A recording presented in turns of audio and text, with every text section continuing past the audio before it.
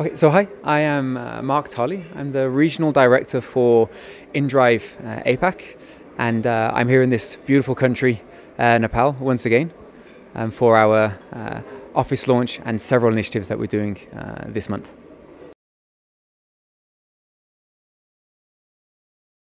How has our peer-to-peer pricing model been received in Nepal?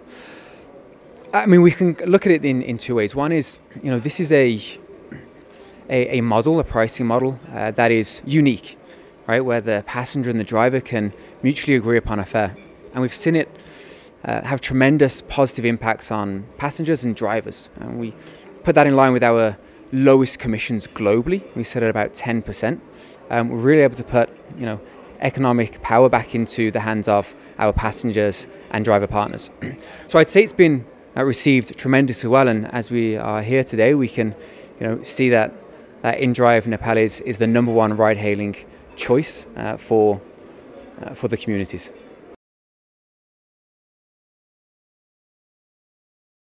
So we have these, we have some ad hoc training that we do, and then we have this ongoing training as well. So perhaps on the ad hoc, in fact, it was last month I was here for our driver program of Mind, Money and Manners, and here we were able to really work with drivers on mental health awareness, how to work with the passengers.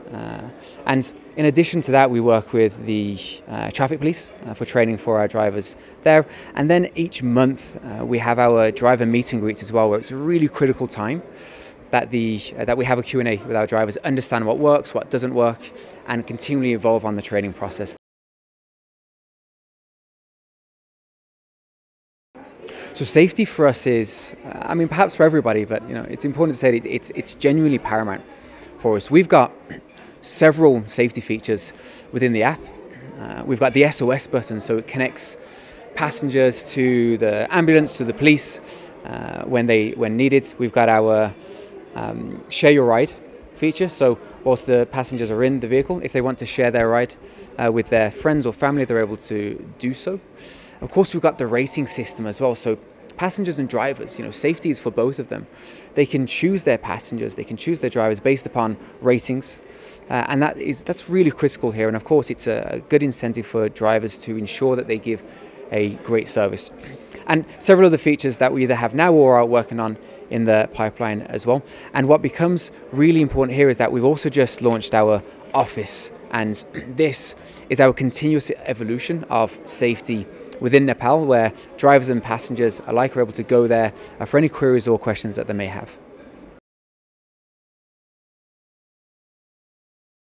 Yeah, we've primarily focused on Kathmandu at the moment. I was back here in January, where we're working with the NCDM to hand over keys to one of 5 houses that were built for the landslide victims last year, and this was a tremendous collaboration, and we saw the positive impact that it has on the Nepalese people's lives.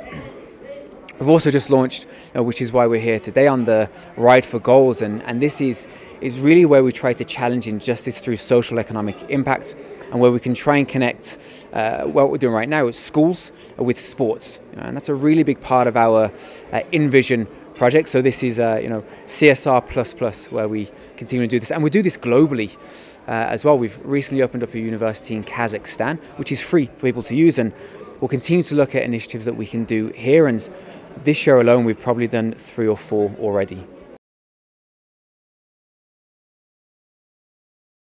Yeah, look, on the local economy, there's 2 elements to this. Again, on the driver side, our commissions are fantastic, right? And they sit at 10-11% in most of our markets, and what that means is drivers are keeping 90% of their ride fare.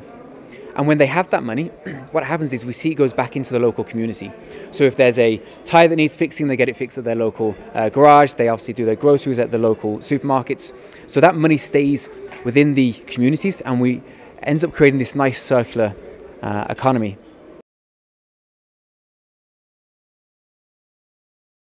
We, in all the markets that we operate in, we'll always make sure, or try our best to ensure that as many female drivers can get onto our platform as possible. Again, we run several initiatives in several of our APAC markets, and it's something that we're starting to really heavily focus on here in Nepal as well. And it goes back to the previous question on how do we, really help and support the local economy, and the more women drivers we can get onto the platform, I believe that's better overall for the Nepalese communities.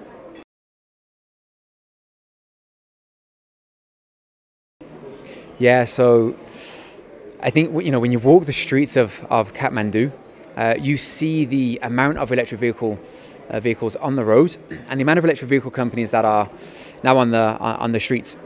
There was an interesting stat that I saw: 65% of all new vehicles in Nepal are electric vehicles, and that's a tremendous figure. It's just behind some other markets like Laos.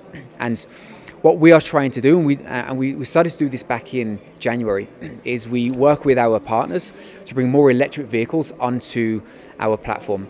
And as of today, we've got a lot of electric vehicles in place which are part of our comfort class. And it's important that we do this sustainably, right? So the infrastructure needs to be in place. The unit economics need to make sense for the drivers and the driver partners and for inDrive. So we work with a lot of partners now. We'll continue to see how we can grow this even further to reduce the negative impact that perhaps pollution can have within Nepal.